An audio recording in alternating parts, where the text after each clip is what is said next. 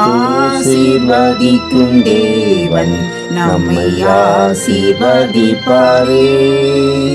துதி ஸ்தோத்திரம் இயேசுநாதா, துதி உமக்கே என்றுமே.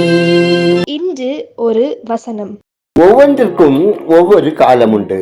பிரசங்கி 3:1. கர்த்தருக்கு பிரியமான தேவனுடைய பிள்ளைகளே, ஒவ்வொன்றிற்கும் ஒவ்வொரு காலம் உண்டு என்றால் அது நடக்க வேண்டிய நேரம் நடந்துதான் தீரும். நாம் அவற்றிலிருந்து தப்பவும் முடியாது என்றால் கடவுளை ஏன் நாம் கும்பிட வேண்டும் என்று பலரும் அழித்துக் கொள்ளுகின்றனர்.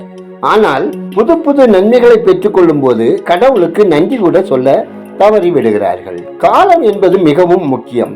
சாலமோன் குறிப்பிட்டுள்ள பல சம்பவங்களும் அவருடைய அனுபவங்களும் அந்தந்த காலத்தில் நமது வாழ்விலும் நடக்கத்தான் செய்கின்றன. ஆகாயத்தில் உள்ள நாரை முதலால் தன் வேலையை அறியும், காட்டுப்புறாவும் கொக்கும் தகைவிலான் குருவியும் தாங்கள் வரத்தக்கதாக காலத்தை அறியும் என என் ஜனங்களோ கர்த்தரின் நியாயத்தை அறியார்கள் என்று கர்த்தர் சொல்லுகிறார். நாம் நமக்கு நடக்கும் பாதகமான சம்பவங்களை குறித்து அதிகமாக கலங்கி போகிறோம். அதே சமயம் நமக்கு நன்மைகள் நடக்கும் போது அதை குறித்து சிந்திப்பது கூட குறைவுதான். நாம் எந்த காலத்திலும் தேவனுக்குள் சந்தோஷமாக திருப்தியாக இருக்க வேண்டுமானால் ஆண்டவருடைய சரியான வேலையை அறிந்து கொண்டு அதை ஏற்றுக்கொண்டு கர்த்தர் யாவற்றையும் சரியாகவே செய்கிறார் என்று புகழ்ந்து அவரை துதித்து வாழ பழகி கொள்ள வேண்டும். மாறாக சந்தேகப்பட்டு ஆத்திரப்பட்டு தேவன் தவறு இழைத்து விட்டார் என்று அதைரியப்படுவோமானால் அது நமக்கு வேறு ஆபத்தை கொண்டு வந்துவிடும். அது தேவனை விட்டும் நம்மை பிரித்துவிடும். தேவ பிள்ளையே, கடந்து வந்த காலங்களை நாம் சற்று திருப்பி பார்ப்போம். சிலர் கஷ்டம் என்று சொல்லலாம், அதற்காக நன்மையே நடக்கவில்லை என்று சொல்ல முடியுமா? துன்பங்களையும் அழுகைகளையும் தோல்விகளையும் கூட தேவனுக்குள் வைப்போமானால் அவற்றுக்குள்ளும் நன்மையான தருணங்களை ஏற்படுத்த தேவனால் முடியும். ஏனென்றால் காலங்கள் அவரது கருத்தில் இருக்கிறது. அதை யாராலும் மாற்ற முடியாது. ஆகையால் எக்காலத்திலும் எவ்வேளையிலும் கர்த்தரையே நம்புவோம், ஜெபம் செய்வோம். காலங்களை எல்லாம் ஆளுகை செய்யும் பரலோக பிதாவே, நாங்கள் பாதகமான சம்பவங்களினாலே சோர்ந்து போகாமல் எந்த காலத்திலும் உமக்குள் சந்தோஷமாக திருப்தியாக வாழ எங்களுக்கு கிருபை செய்துள்ள வேண்டும் என ஜெபிக்கிறோம். அன்பின் ஆண்டவரே, பாவத்தினால் சீர்கட்டு போன இந்த சமுதாயத்தில் உங்க அன்பு பிள்ளைகளின் குடும்பத்தை உமது செட்டைகளின் நிழலே பாதுகாத்துக் கொள்ளவும், பாவத்தால் உடைந்து போன குடும்பங்கள் உமக்குள் மீண்டும் கட்டி எழுப்பப்படவும் தேவன் கிருபை செய்துள்ள வேண்டும் என விண்ணப்பம் செய்கிறோம். ஆண்டவரே, உண்மையுள்ள இருதயத்தோடு உம்மை தொழுது கொள்ளவும் அன்பு கூறவும் உதவி செய்துள்ள ஜெபிக்கிறோம்.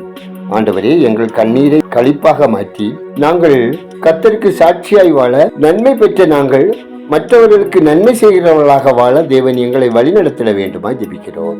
ஆண்டவரே, இன்று ஒரு வசனம் நிகழ்ச்சியை கேட்கிற ஒவ்வொரு மக்களும் உம்மை முழு உள்ளத்தோடு முழு பலத்தோடு முழு ஆத்மாவோடும் துதித்து மகிமைப்படுத்தி உமது அன்பை வெளிப்படுத்துகிறவர்களாக வாழ கிருபை செய்தல்ல ஜெபிக்கிறோம்.